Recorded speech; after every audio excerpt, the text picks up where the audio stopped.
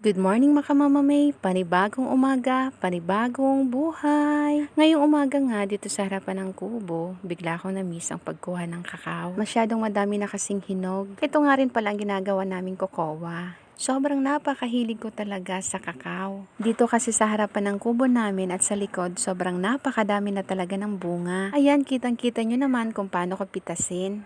Ito talaga yung nakakamiss kapag nasa syudad ako. Nalalapit na naman kasi yung pagbabalik ko sa syudad. Kadagdag pa ang ganda ng kalangitan. Halos magtatatlong buwan na kasi ditong umuulan. Halos ang aming mga sinampay, aming mga nilabhan, tutuyo na lamang sa malakas na hangin. Kaya salamat naman dahil kahit papano, napakaganda ng init ngayong araw. Madami na nga pala akong nakuha. At kapag nasipsip ko na to lahat, saka siya huhugasan, tapos ibibilad para gawing kokowa. Dahil talagang sobrang napakasarap nito kung inyong matitikman. Nang para hindi masayang, gumagawa ako ng paraan nang para ang mga kakao na to aming mapakinabangan. Eto nga, pagkatapos kong mamitas ng mga kakao, aking bibiyakin.